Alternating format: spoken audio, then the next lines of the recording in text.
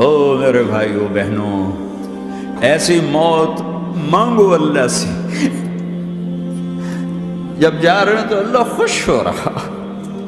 ایسی موت نہ ہو جیسے بھاگا ہوا مجرم پکڑا جاتا ہے، ہتھکڑیاں لگا کے جیل میں لے جایا جا رہا ہے۔ ایسی موت مانگو اور ایسی زندگی گزارو۔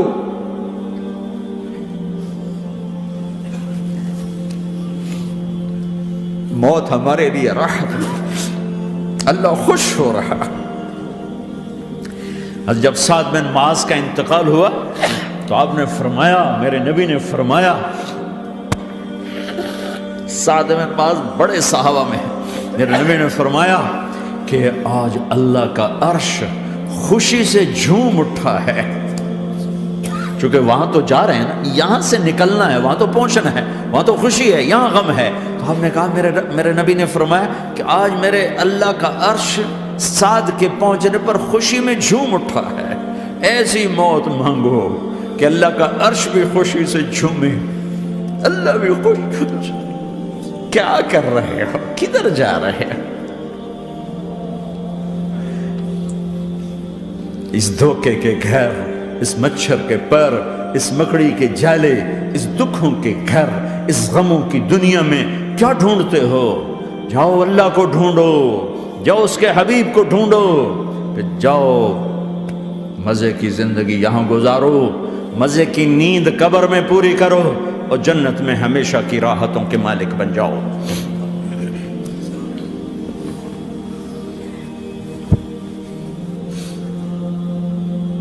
کہ یا رسول اللہ، اللہ ملاقات کے شوق میں ہے۔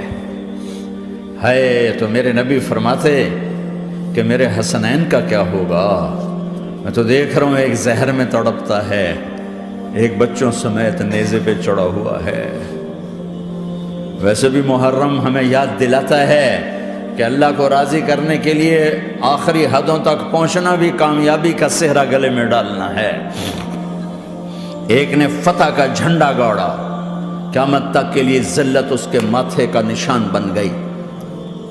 ایک نے سر کٹا کے نیزے پہ چڑھایا اور قیامت تک کے لیے عزت کا صحرا گلے میں ڈال لیا۔ کیوں کہ ایک دنیا کی بازی ہارا پر اللہ کو لے کے جیت گیا، اور ایک دنیا کی بازی جیتا اور اللہ کو کھو کے ہار گیا۔ اللہ کو پالینے کے بعد کوئی ہار نہیں، اللہ کو کھو دینے کے بعد کوئی جیت نہیں۔ اللہ کو اپنا مطلب بناؤ، اللہ کو مطلب بناؤ، اللہ کو مطلب بناؤ، اللہ کو اپنی زندگی کا مقصد بناؤ۔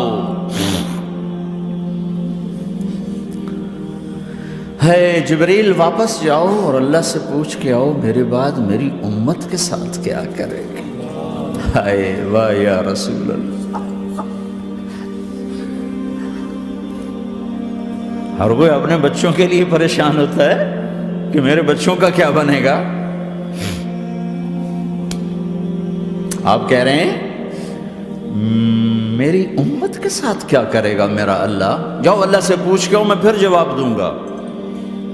واپس گئے، جواب آیا کہ اللہ کہہ رہے ہیں کہ ساتھ دوں گا، میرے رب کی عزت کی قسم، اور لاکھوں کروڑوں درود و سلام ہوں اس کملی والے پر۔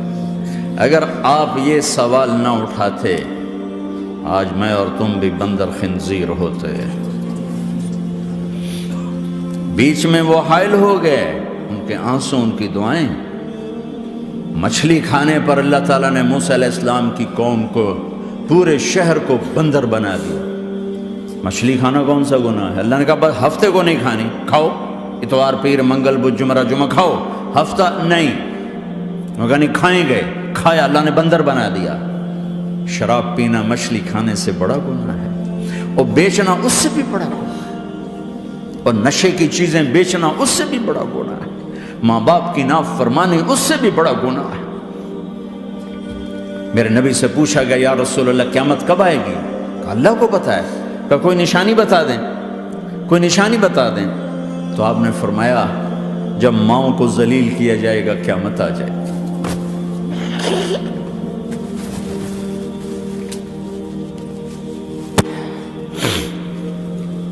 یہ تو اس کی دعائیں ہیں، بیچ میں آ کے کھڑی ہو جاتی ہیں۔ اللہ تعالیٰ نے کسی کو بندر بنایا، کسی کو خنزیر بنایا، کسی کو زمین میں دھسایا، کسی کو پانیوں میں بہایا، کسی کو ہواؤں سے اڑایا، کسی پر آگ کو برسایا، کسی پر بجلیوں کی چمک کو سے ان کو راکھ کیا۔ کب میرے رب نے کیا کچھ نہیں کیا۔ وَكَمْ أَهْلَكْنَا مِنَ الْقُرُونِ مِنْ بَعْدِ نُوحٍ وَكَفَى بِرَبِّكَ بِذُنُوبِ عِبَادِهِ خَبِيرًا بَصِيرًا۔ کیا کچھ نہیں ہوا، ہمارے ساتھ وہ کچھ کیوں نہیں ہوا کہ وہ کملی والے کی دعائیں ہیں، دعائیں ہیں، دعائیں ہیں، رونا دھونا ہے، امتی امتی۔ اچھا چلو یہ تو دنیا ہو گئی، آپ نے یاد رکھا۔ میدان معاشر میں میرے نبی نے فرمایا جب جہنم کو لایا جائے گا اور ایک چیخ مارے گی، کوئی کسی کو یاد نہیں کرے گا، سب بھول جائیں گے۔ ہر ایک کی زبان کے آپ نے مشہور لفظ سنا ہوگا، نفسی نفسی۔ جب جہنم آئے گی تو ایک چیخ مارے گی، وہ کئی بلین فرشتے اس کو پکڑ کے لا رہے ہوں گے، اور وہ ان کے ہاتھوں سے نکل رہی ہوگی، اور اس کی آگ کے شعلے اور اس کا دھواں اور اس کی چیخ اور اس کی آواز۔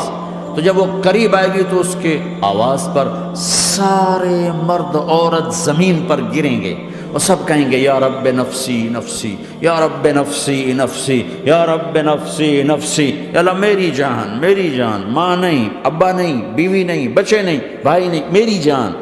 چلو میں تو آپ عام لوگ ہیں، انبیاء نبی کہیں گے یا اللہ میری جان، ابراہیم خلیل جیسے کہیں گے یا اللہ میں کسی کا سوال نہیں کرتا، باپ کا بھی نہیں کرتا، میری جان۔ اور عیسیٰ علیہ السلام جیسی ہستی کہیں گے یا اللہ میں اپنی ماں مریم کا بھی سوال نہیں کرتا، میری جان، میری جان۔ عیسیٰ علیہ السلام سے لے کر آدم علیہ السلام تک نفسی نفسی، نوح علیہ السلام نفسی نفسی، یحییٰ زکریا باپ بیٹا ہیں لیکن نفسی نفسی، سلیمان داؤد باپ بیٹا ہیں لیکن نفسی نفسی، یوسف یعقوب باپ بیٹا ہیں لیکن نفسی نفسی، یعقوب و اسحاق باپ بیٹا ہیں لیکن نفسی نفسی، اسحاق ابراہیم باپ بیٹا ہیں لیکن نفسی نفسی، اسماعیل ابراہیم باپ بیٹا ہیں لیکن نفسی نفسی۔ یہ نبیوں کا حال ہے، میرا کیا حال ہوگا؟ لیکن اسی ہنگامے میں جب ہر مرد عورت کہے گا نفسی نفسی، ایک آواز ابھرے گی امتی امتی، ایک آواز آئے گی امتی امتی، ایک دکھ بھری، ایک درد بھری آواز آئے گی امتی امتی۔ سننے والے حیران ہوں گے یہ کون ہے، یہ کون ہے جو اپنے آپ کو نہیں مانگ رہا، اپنی امت کو مانگ رہا ہے، یہ کون ہے؟ جب آواز کی طرف نظریں لگیں گی، او یہ تو محمد الرسول اللہ ہے، جھولی پھیلی ہوئی ہے، ہاتھ اٹھے ہوئے ہیں، اے رب میری امت۔ کون سی امت ساری زندگی شراب بیچتے رہے، کون سی امت ساری زندگی ڈرگز بیچتے رہے، کون سی امت ساری زندگی زنا کرتے رہے، کون سی امت ساری زندگی ظلم و ستم کے پہاڑ توڑتے رہے، ساری زندگی جوا کھیلتے رہے۔ آپ تو کہتے دفع ہو جاؤ، میری نظروں سے دور ہو جاؤ، نہ تمہیں میری عزت کا خیال، نہ میری نسل کی قربانیوں کا خیال، میرے معصوم بچے نیزوں پہ چڑھ کے اس کے دین کے تم چند پونڈوں پہ کیا ظلم ڈھا کے آئے ہو، دفع ہو جاؤ، یا اللہ انہیں جہنم میں ڈال۔ یہ کہنے کا موقع تھا، میں قربان جاؤں اس نبی رحمت پہ، اس کامل اکمل نبی پہ، اس ہادی رہبر پہ۔ میں کہاں سے الفاظ لوں ان کی تعریف کے لیے؟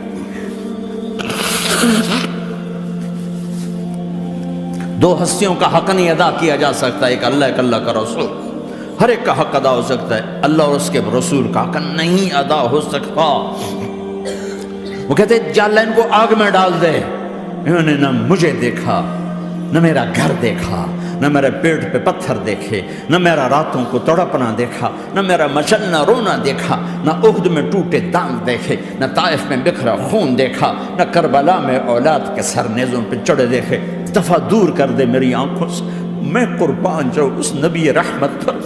کہہ رہے ہیں یا اللہ میری امت، یا اللہ میری امت، یا اللہ میری امت، یا اللہ میری امت۔ نہ یہاں بھلایا نہ وہاں بھلایا۔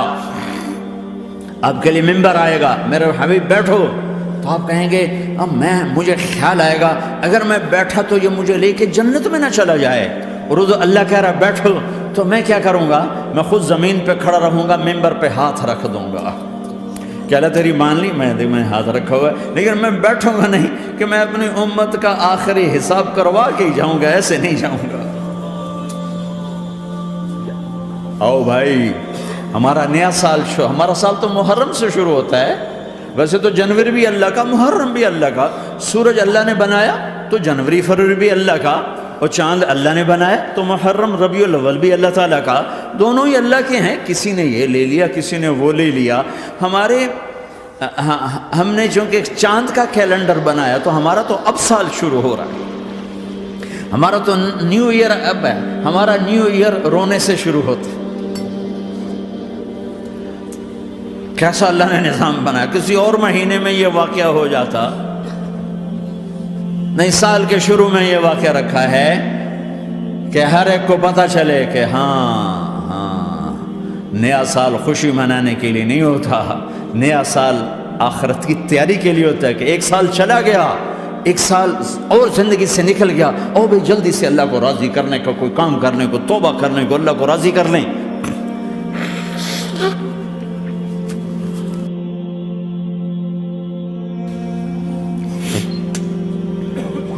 لیکن آپ کیا کہہ رہے ہیں؟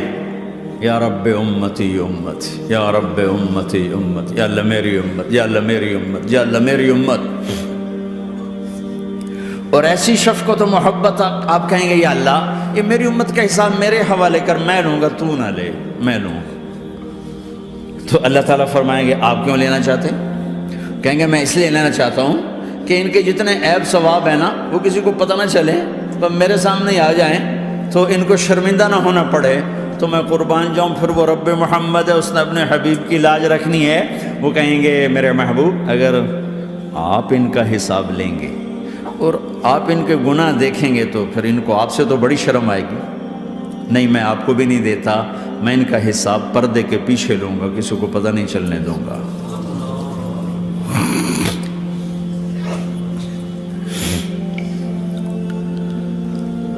اتنی بڑی ہستی، اور آگے دیکھو طائف میں پتھر پڑ رہے ہیں، اور ہر قدم پہ پتھر پڑتے ہیں، یہاں تک کہ ایک دم پتھر پڑنے سے تو خون نہیں نکلتا، پتھر کون سا کوئی تیر ہوتا ہے، پتھر تو پتھر، لیکن اتنے پتھر پڑے پنڈلیوں کے اوپر کے پھٹ گئیں، ان سے خون نکلتے نکلتے نکلتے جو جوتا تھا پاؤں میں ایسے ساتھ ایسے چپک گیا، اور ساری کائنات کے دلہا سردار بے ہوش ہو کے گرے۔ وہ آپ کے غلام زید نے نوکر تھے، انہوں نے اٹھایا کندھے پر، بھاگے، پیچھے وہ سر پہ چڑھے ہوئے پتھر مار رہے ہیں، اور آپ جتنا بھاگ سکتے تھے بھاگے، یہاں تک کہ بے ہوش ہو کے گر گئے۔ خون زیادہ نکل گیا تو انہوں نے کندھے پہ اٹھا، دوڑ لگائی، اور آگے سامنے باغ تھا، کس کا؟ سب سے بڑے دشمن کا، مکے والے عتبہ بن ربیعہ۔ عتبہ کون ہے؟ یہ جنگ بدر میں جس کے ہاتھ میں جھنڈا تھا، اور جنگ بدر میں قریش مکہ کے لشکر کا جو چیف تھا وہ اس کا باغ، لیکن زید کو کوئی پناہ نظر نہیں، وہ باغ میں گھس گئے، اور اللہ کے نبی کو ایک انگور کی بیل کے نیچے لٹایا۔ تو جان کا دشمن عتبہ، لیکن جب اللہ کے نبی کو خون و خون دیکھا تو اس کا دل بھی پگھل کے رہ گیا، کہنے لگا ہائے ہائے، طائف والوں نے محمد کے ساتھ کیا کرتا، جس پر دشمن کو رحم آیا ہمیں اس پہ رحم نہیں آیا، ہم نے اس کے آنسوں کی کوئی قیمت نہیں لگائی۔ وہ اتنا ایموشنل ہوا کہ جلدی سے گیا اور پلیٹ میں انگور توڑ کے سجائے، جب جانے لگا تو پھر شرم اور وہ ایک حجاب درمیان میں آڑے آ گیا، تو اپنے غلام کو بلایا، عداس کا، عداس یہ لے جا وہ جو آدمی زخمی پڑ، اسے جا کر کہنا کہ تمہیں رشتہ داری کی قسم میرے انگور رد نہ کرنا، کھا لے۔ حالانکہ موقع تھا کہ قتل کرتا، ہر وقت قتل کرنے کے منصوبے بنا رہے، موقع تھا کہ قتل کرتا۔ ایسا حال تھا کہ قاتلوں کے بھی آنکھوں میں آنسو آ گئے، نہیں آئے تو تمہاری آنکھوں میں نہیں آئے. چند پونڈوں پہ اپنے نبی کو بیچ دیا.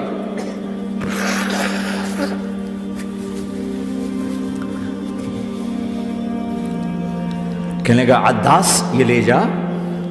وہ جو آدمی لیٹر پڑا اسے کہنا تو میں رشتہ داری کی قسم دیتا ہوں میرے انگور رد نہ کرنا کھا. عداس آئے اور آ کر انگور پیش کیے. تو اب آپ نے ایک انگور اٹھا کر بسم اللہ. تو عداس کہنے لگا یہ لفظ یہاں تو لوگ نہیں بولتے. آپ نے پوچھا تو کہاں کا ہے؟ کہا میں نینوا کا ہوں. اچھا میرے بھائی یونس کے شہر کا، یونس علیہ السلام. وہ کہنے لگا ما ادراک ما یونس، آپ کو یونس کا کیسے پتا ہے؟ تو آپ نے فرمایا میں اللہ کا نبی ہوں، وہ بھی اللہ کا نبی تھا. تو عداس نے ایک دم آپ کے پاؤں پکڑے اور چومنا شروع کیا اور کلمہ پڑھ لیا. تو آپ کو اپنے سارے زخم بھول گئے. پھر جو آپ نے اللہ سے بات کی ہے نا، آئے ہائے ہائے ہائے ہائے، کیا اللہ پاک کے سامنے اللہم اشکو الیک ضعف قوتی وقلت حیلتی وحوانی علی الناس. اے میرے رب آج تجھ سے گلہ نہ کرو، آج تجھ سے گلہ نہ کرو. تو نے مجھے کن کے حوالے کر دی؟ تو نے مجھے کن کے حوالے کر دی؟ الی عدو ملکتہ عمری او بعید یتجحم. ایسے دشمنوں کے حوالے تو نے کیا جنہوں نے میرا یہ حال کر دیا، تجھ سے کون سا چھپا ہوا ہے؟ ساتوں آسمان لرز گئے، عرش کانپ اٹھا اور جبریل فرشتے کو لے کر ایک سیکنڈ کے کروڑویں حصے میں حاضر. یا رسول اللہ حکم فرمائیں اطبق علیہم الاخشبین. یہ دو پہاڑ اٹھاؤں گا اور یوں ایسے چکی کی طرح یوں کر دوں گا. نبی رحمت، نبی رحمت، نبی رحمت. ارے تم تو آپس میں رحمت نہیں رہے ہو، ایسی فرقہ واریت کی آگ میں جلے ہو کہ ایک دوسرے کو سلام کرنا چھوڑ گئے، ایک دوسرے کے پیچھے نمازیں پڑھنا چھوڑ گئے. اور جاؤ پاکستان میں دیکھو ایک دوسرے کے خون کے پیسے پھر رہے ہیں. یہ کون سی امت ہے؟ یہ کون سا اسلام ہے؟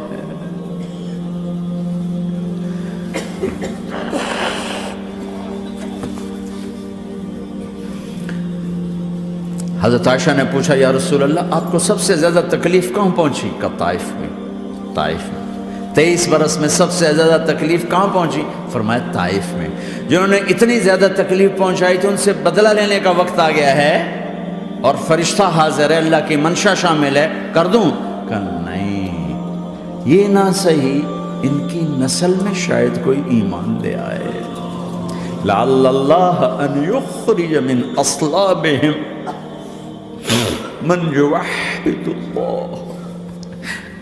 یہ نہیں تو ان کی نسل ہی شاید کلمہ پڑھ جائے. میں عذاب دلانے نہیں آیا، میں تو رحمت بن کر آیا. ما بعثت لعانا، میں لان تان کرنے نہیں آیا. انما بعثت رحمتا، میں تو رحمت بن کے آیا. اب ممبر پہ بیٹھنے والے لانتیں برسا رہے ہیں اپنوں پر. امت بنو، مسلمان بنو. اس دعا پر آسمان کے فرشتے روئے ہیں.